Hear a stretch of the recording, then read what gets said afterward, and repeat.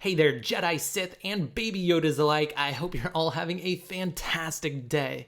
For the first video on this new channel, I wanted to cover the Black Lightsaber, officially known as the Dark Saber, that appears at the end of Mandalorian Episode 8, the finale for Season 1. Now, it's introduced in the last few seconds of the finale by Moff Gideon. He's the guy who was leading the standoff at the end of the prior episode. Now, at first glance, it seemed as though Moff would merely be an imperial governor who would be a throwaway character after Mando, Baby Yoda, and the gang escaped his clutches in the finale.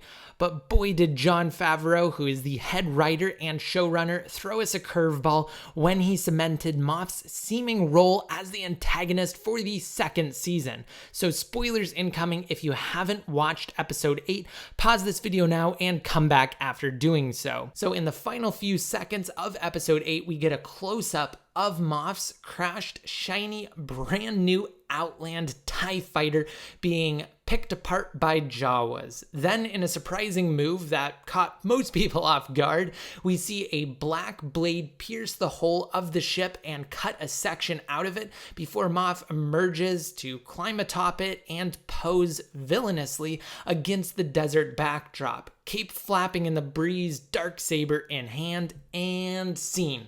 That's a wrap for Season 1.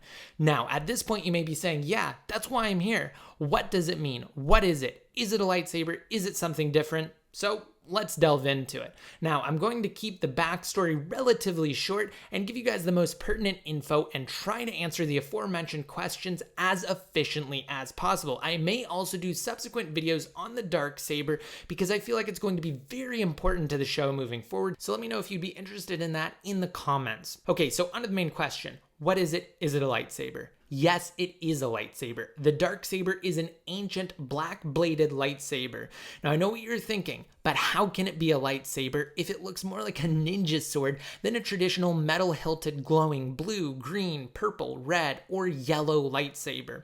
Well, unlike most lightsabers, the Darksaber's blade is almost entirely flat. It's thin and even has a curved point to it. Again, more like a typical metal sword.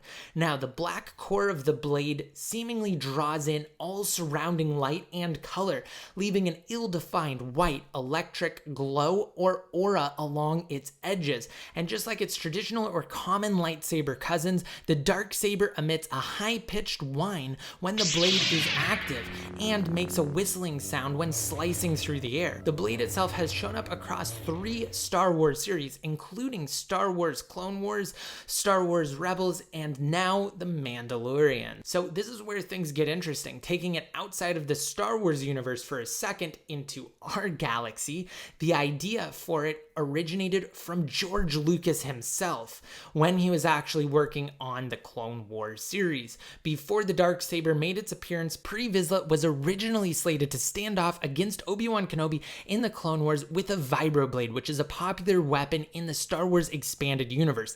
However, the blade was then customized further and modified by none other than George Lucas himself. Now, Lucas and his team altered it to an ancient black-bladed lightsaber, officially dubbed the Darksaber. And the rest was history. The Darksaber made its grand debut in the episode entitled The Mandalore Plot, premiering almost a decade ago on January 29th, 2010.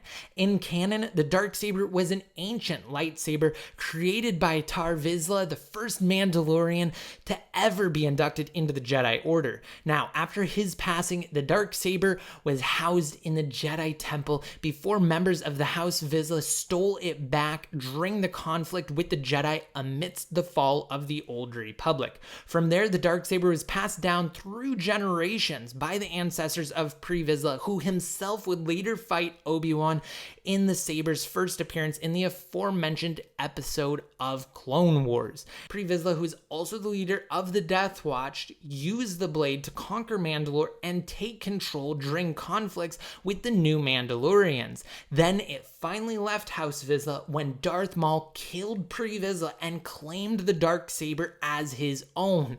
Yes, that's right, Maul himself actually came back after the Phantom Menace, if you guys didn't know. And from there, Maul actually used the Darksaber in a battle against none other than the Sith Lord Darth Sidious himself, who was also his former master. However, it briefly left his possession when he was bested in combat against his former master. However, once rescued on orders from Prime Minister Almec, whom Maul appointed as the official public leader of Mandalore, Maul was then given back the Darksaber.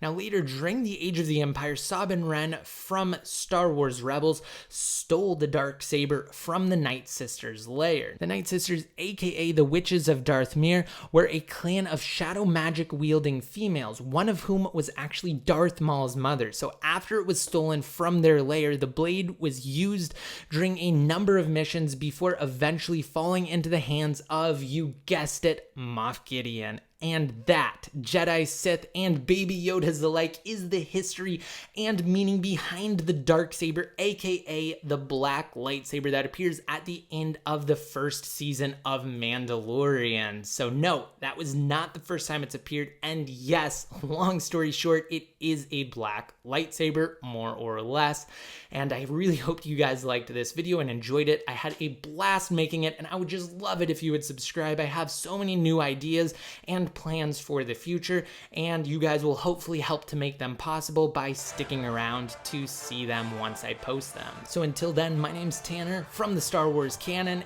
and I'll see you guys in the next one.